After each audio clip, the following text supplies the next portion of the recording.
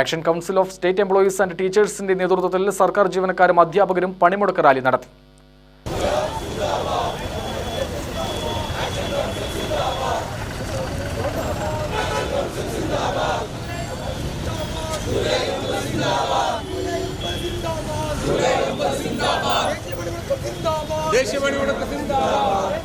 Civil station മുതൽ അഞ്ചുവിളക്ക് വരെ rally നടത്തി. അഞ്ചുവിളക്ക് പരിസരത്തു നടന്ന യോഗം KGOA general secretary MA Ajith Kumar ഉദ്ഘാടനം ചെയ്തു. തൊഴിലാളികൾ മാത്രമല്ല ഈ പണിമുടക്കിന്റെ ഭാഗമായി പൊതുസമൂഹമാകെ അതിനെ സഹായിക്കും, പിന്തുണയ്ക്കും.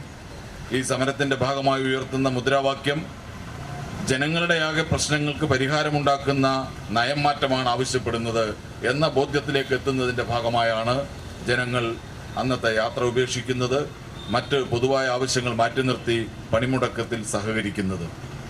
കേരളം പൊതുവെ അന്ന് സ്തംഭിക്കും. അത് ദീർഘകാലമായി ആ നിലയിൽ കേരളത്തിൽ പണിമുടക്കുണ്ട്.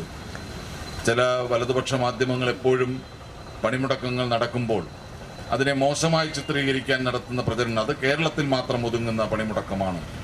കേരളത്തിൽ ഏതായാലും 25 കോടി ജനങ്ങളും തൊഴിലാളികളും ഇല്ലല്ലോ. കേരളത്തിന് പുറത്തുള്ള തെക്കേ ഇന്ത്യൻ സംസ്ഥാനങ്ങളിൽ സമരം ശക്തമാണ്. കേരളത്തിനുമായി താരതമ്യം ചെയ്യാൻ ചിലപ്പോൾ കഴിഞ്ഞൊന്നും വരില്ല.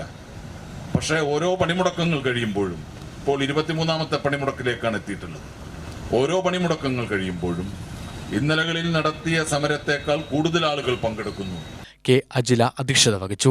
ഫെസ്റ്റോ സംസ്ഥാന vice president Sini Somarajan, KGOA സംസ്ഥാന vice president MA Arunkumar, KGOA സംസ്ഥാന സെക്രട്ടേറിയറ്റ് അംഗം ശ്രീദേവി, സെയ്ദലവി, KSTA യൂണിയൻ ജില്ലാ secretary K. Santhosh Kumar, Suresh, Jayakumar, Manesh, K. Mahesh എന്നിവർ സംസാരിച്ചു.